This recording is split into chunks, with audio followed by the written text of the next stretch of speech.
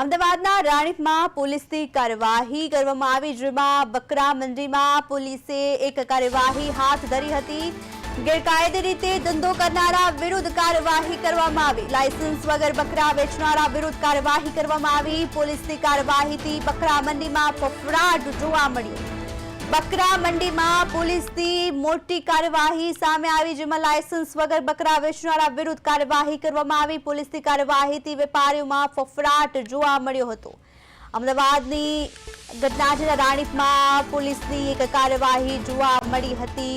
Licence વગર વેચાતા બકરા વિરુદ્ધ કાર્યવાહી કરવામાં આવી હતી। ગેરકાયદે ધંધો કરનારા વિરુદ્ધ કાર્યવાહી કરવામાં આવી હતી। બકરા મંડીમાં પોલીસે કાર્યવાહી કરી હતી। અમદાવાદના રાણીપમાં પોલીસે બકરા મંડીમાં કાર્યવાહી કરીને ગેરકાયદે ધંધો કરનારા વિરુદ્ધ એક્શન લીધું હતું, જેમાં લાયસન્સ વગર બકરા વેચનારા વિરુદ્ધ કાર્યવાહી કરી હતી, જેને લઈને બકરા મંડીમાં ફફડાટ જોવા મળ્યો હતો। બકરા મંડીમાં પોલીસની કાર્યવાહી જોવા મળી। લાયસન્સ વગર બકરા વેચનારા વિરુદ્ધ કાર્યવાહી કરવામાં આવી। પોલીસની કાર્યવાહીથી વેપારીઓમાં ફફડાટ જોવા મળ્યો હતો।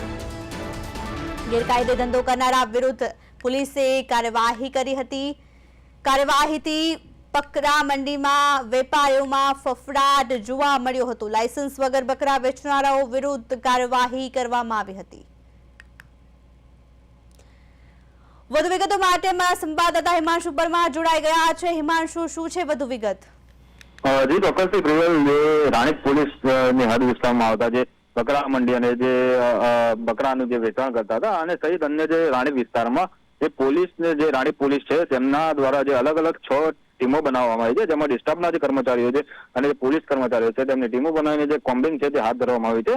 અને સાથે સાથે જે આ બકરા જે વેચવાનો જે અહીંયા જે રાણીપ વિસ્તાર પોલીસ સ્ટેશનની સામે જે અડ્ડો છે ત્યાં પણ ચકાસણી કરવામાં આવી હતી કે કોઈ જે માણસો છે જે અન્ય રાજ્યમાંથી આવતા લોકો છે તે કોઈ ગુના કે સાથે સાથે અન્ય કોઈ નશીલા પદાર્થો, દારૂ જે કોઈ વસ્તુઓ લઈને આવતા નથી અને તેમના જે સાધનો છે તેની પણ ચકાસણી કરવામાં આવી છે કે જે નંબર છે તપાસીને કે ચોરીના વાહનો નથી, સાથે સાથે અન્ય કોઈ ગુનાખોરી કરતા નથી, તે પ્રકારની જે કાર્યવાહી છે તે કરવામાં આવી છે। અને સાથે સાથે જ્યારે અન્ય જે રહેણાંક વિસ્તારમાં પોલીસ દ્વારા ચેકિંગ કરવામાં આવ્યું તે દરમિયાન જે ભાડા પર રહેતા લોકો જેમના ડોક્યુમેન્ટ ચેક કરવામાં આવે છે અને સાથે સાથે જે લાઇટ બિલ છે, લાઇટ બિલ સહિત જે તેમને ભાડા કરાર કર્યા છે કે કેમ તે પણ તપાસ કરવામાં આવી છે। અને આ ભાડા કરાર ન કર્યા હોવાના કારણે જે મકાન પર રહેતા અને જે મકાન માલિક છે તેમના પર જે કડક કાર્યવાહી છે તે કરવામાં આવશે। અને જે સમગ્ર મામલે અત્યારે હાલમાં જે પોલીસ દ્વારા કોમ્બિંગ છે તે સર્ચ કરવામાં આવી રહી છે અને અન્ય વિસ્તારોમાં પણ હજુ સર્ચ ઓપરેશન ચાલી શકે છે। જી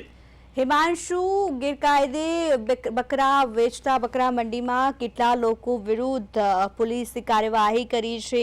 કેટલા લોકો આવી રીતે ગેરકાયદેસર રીતે બકરા વેચે છે?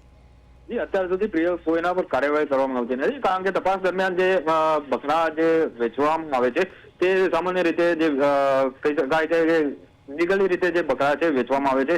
અહીંયા જે વેપારીઓ છે તેમના દ્વારા હરાજી કરવામાં અને અન્ય બોલીના આધારે જે બકરાઓ છે તેનું વેચાણ કરવામાં આવતું હોય છે, પરંતુ જે લોકો વેચવામાં આવે છે તેઓ સાધન કયા પ્રકારનું યુઝ કરે છે, ચોરીનું નથી, તે પ્રકારની જે તકેદારી છે તે પોલીસ દ્વારા દાખવવામાં આવી છે। જી હિમાંશુ, સમગ્ર માહિતી બદલ આભાર।